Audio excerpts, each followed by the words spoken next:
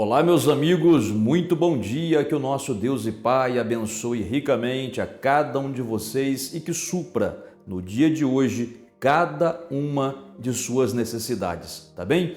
Este é o vídeo número 8 a respeito do filho pródigo e como eu já disse para você, essa história, essa parábola do filho pródigo que está registrada no Evangelho de Lucas, capítulo 15, é um retrato do nosso relacionamento com Deus e de Deus conosco. É o retrato da família de Deus, é o retrato de como Deus nos trata e do nosso comportamento diante do Senhor. Quando acertamos, quando erramos e o que Deus faz com relação ao nosso comportamento. Nessa passagem do filho pródigo, nós vemos três personagens, o pai e dois filhos.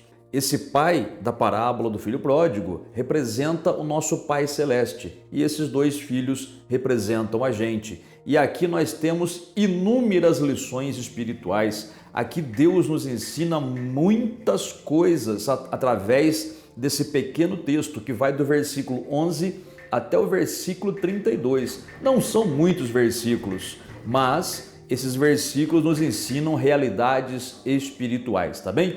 Antes da gente prosseguir, por favor, deixa o like para o canal, aperte o joinha, também inscreva-se no canal se você ainda não se inscreveu e ative o sininho das notificações para você ser avisado quando lançarmos um vídeo novo, está bem? Muito bem. Nessa passagem bíblica que fala do filho pródigo, lembrando que pródigo significa gastão, esbanjador, né? O jovem então chegou para o seu pai e pediu a sua parte na herança. Como era direito do filho, o pai concedeu e o filho foi embora de casa. No mundo, torrou tudo, gastou tudo quanto possuía com prostituição, né? Principalmente com prostituição. E depois ficou num estado tão lastimável, porque houve, além dele perder o dinheiro, houve uma crise econômica naquele país a ponto daquele país passar necessidade, faltava comida e aquele jovem, até comida de porco ele chegou a desejar comer, mas nem isso davam para ele. Então, tudo isso nós já vimos nos vídeos anteriores.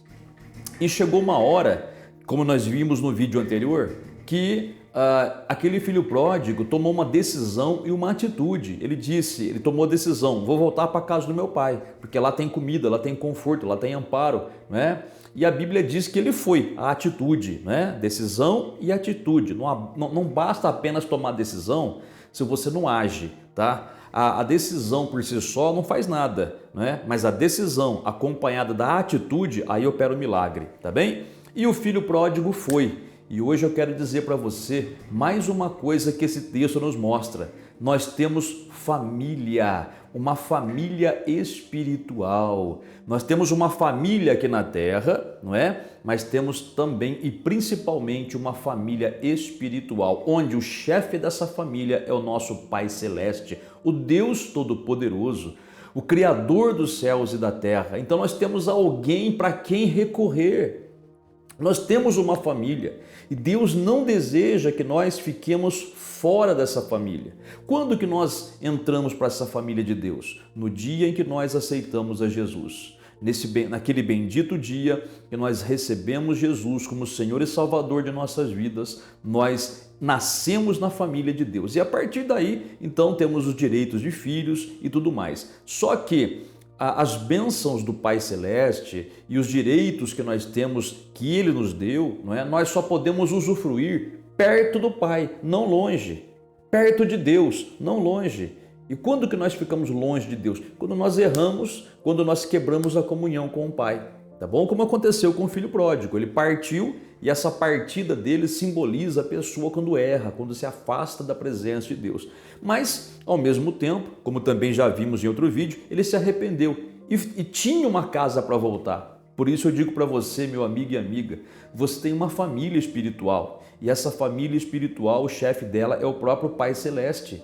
E esse Pai Celeste, Ele espera que você esteja sempre na presença dele. E mais, que se você em algum ponto pecou, se afastou, se esfriou na fé, se amornou na fé, como até fala em Apocalipse, né? Que os mornos na fé também não agradam a Deus. Então, que você volte para essa família do pai, que você volte ao pai, porque olha o que aconteceu com o filho pródigo assim que ele tomou a decisão e a atitude de ir para casa. Leia o texto, ouça bem o texto. Lucas capítulo 15, versículo de número 20, diz assim: E levantando-se foi para o seu pai. Vinha ele ainda longe, quando seu pai o avistou e, compadecido dele, correndo, o abraçou e beijou. E o filho lhe disse: Pai, pequei contra o céu e diante de ti. Já não sou digno de ser chamado teu filho. O pai, porém, disse aos seus servos: Trazei depressa a melhor roupa, vesti-o, ponde-lhe o anel no dedo e sandália nos pés. Trazei também e matai o novilho cevado. Comamos e regozijemo-nos, porque este meu filho estava morto e reviveu, estava perdido e foi achado. E começaram a regozijar-se. Meu amigo e amiga, tem tanta lição aqui que daria um punhado de vídeo. Só que vamos resumir aqui. Quando o filho pródigo, então, foi para a casa do pai, diz a Bíblia que de longe o pai o avistou. Quer dizer que o pai viu o filho antes do filho ver o pai. Isso significa o quê? Que Deus sabe por onde você anda, que Deus olha você, que Deus observa você, mas não para te castigar. Ele não fica na tua cola para te perturbar ou para te castigar, não. Eu quero dizer para você que o nosso Pai sempre está com seus olhos de Pai sobre nós, para tentar nos ajudar. E eu digo tentar por quê? Porque Ele tem poder para nos ajudar, mas esse poder para nos ajudar só funciona quando a gente coopera com Ele. Enquanto a gente está fugindo de Deus, enquanto a gente está teimando em viver no erro, numa vida que não agrada a Deus, Deus está nos olhando, porém nada pode fazer. Porque o nosso livre-arbítrio, o poder de decidir o que queremos, isso Deus não mexe, né? Isso é uma coisa sagrada que Deus nos deu. O poder de escolher, eu quero ficar longe de Deus ou perto de Deus? Cada um escolhe, né? Quando esse jovem aqui decidiu ir até o seu pai, voltar para a casa do pai, porque ele tinha uma família e você tem também, viu? O pai então tomou a iniciativa de correr ao encontro do filho. Olha a misericórdia do pai. Você ouviu aqui como que o pai do filho pródigo ficou? Quando o filho pródigo voltou para casa, diz a Bíblia que o pai, compadecido, o abraçou e o beijou. Compadecido quer dizer cheio de compaixão, porque viu que estava sofrendo. O pai sabia que o filho pródigo tinha feito uma burrada, tinha errado e estava sofrendo por isso. Gente, é a mesma coisa. Quando a gente erra, Deus não fica com raiva da gente. Deus não fica zangado no sentido de querer mandar um raio na nossa cabeça ou fazer algo mal para a gente. Pelo contrário, eu já expliquei isso aqui para você várias vezes. A tristeza de Deus não é porque nós o ofendemos, e sim porque nós vamos sofrer. Deus não quer o nosso sofrimento. O Pai se compadece, mas o Pai só pode nos ajudar quando nós nos voltamos para Ele, entendeu? E Ele tem o poder de nos renovar, de nos abençoar, como esse pai fez com o filho. Quando esse filho estava voltando para a casa do pai, o pai de longe o avistou, correu, abraçou, beijou, compadecido dele. Meu filho e minha filha, Deus tem compaixão de você. Você pensa que Deus está se agradando pelo teu sofrimento? Não. Você pensa que Deus está com raiva de você porque você errou em alguma coisa? Não, filho. Deus não é ser humano para ter raiva. Esses são sentimentos de uma criatura imperfeita, não é? Não há raiva no coração de Deus. Não há raiva, pode ter certeza. Há misericórdia, há compaixão. Mas repito, Deus só pode te ajudar quando você se volta para Ele. E é isso que Ele está esperando. De repente você pode ser uma pessoa que nem tem pecado, vamos dizer assim, flagrantemente, né? Aquele pecado adultério, bebida, drogas, matando, roubando. Você não está fazendo nada disso. Mas de repente você está frio na fé, só isso. Já não ora mais como antes, já não tem interesse pela leitura da palavra de Deus como antes. De repente você, por causa de uma pendenga com algum irmão de fé, ficou frio na fé, ficou aí meio tristonho, desanimado. Pelo amor de Deus, para com isso. Longe de Deus você só tem prejuízo. E quando eu falo longe de Deus, eu quero dizer com essa comunhão quebrada, com essa frieza no relacionamento com o Pai. Faça como esse filho pródigo, corra para o Pai. Porque o Pai, assim como ele abraçou e beijou aquele filho pródigo, assim o Pai Celeste também. Ele quer te abraçar, te beijar, tocar em você, acariciar você e dizer: eu sou o teu Pai, eu nunca te esqueci, eu nunca te abandonei. Foi você que correu de mim, foi você que se afastou de mim. Eu quero você perto de mim, porque perto de mim eu posso cuidar de você, eu posso proteger você, eu posso suprir tua necessidade, eu posso fazer um cafuné na tua cabeça, modo de falar, né? Quer dizer, ele vai dizer para você quando você falhar, mas se é chegar a ele e pedir perdão: olha, filho, é assim que faz, o modo correto é assim que se procede. Quer dizer, Deus vai te ensinar. Veja aqui no caso, a Bíblia diz que o pai mandou os servos trazerem sandálias para os pés, porque estava descalço, roupa limpa, roupa nova, quer dizer, uma veste de justiça, né? Deus, ele dá dignidade para a gente, mas também um item muito importante aqui, que o filho pródigo recebeu do pai quando voltou para casa: o anel no dedo. Anel no dedo. Por que a Bíblia fala que o pai mandou colocar um anel no dedo do filho? Sabe por quê? Porque aquele era um anel de família. Lembra que o filho pródigo falou para o pai: pai, eu não sou digno de que me trate como filho, nem de que me chame de filho. Me trata como um dos funcionários teus aí, que para mim já está de bom tamanho. E o pai nem ouviu essa bobagem que ele falou, já mandou trazer logo o anel de família. Aquele anel de família era um anel de identificação. Assim como nós temos o nosso RG, né, ou o nosso CPF que nos identifica, assim naquela época era um anel de família que identificava de que família que pertencia aquela pessoa. Quando o pai daquele filho pródigo, daquele jovem, manda colocar o anel no dedo dele, ele estava dizendo assim: ó, você nunca deixou de ser meu filho, você sempre teve uma família e eu sempre fui teu pai. Você só sofreu porque você não veio atrás de mim. Mas você vê que interessante que é. O filho pródigo, quando estava chegando, o pai não esperou o filho chegar e se humilhar e rastejar. Não, ele correu de encontro. Quer dizer que o desejo que aquele pai tinha de ter o filho de volta era maior do que o desejo do filho de voltar para casa. Filho, o nosso pai é assim também. Mais do que você deseja a presença de Deus, Deus deseja você perto dele.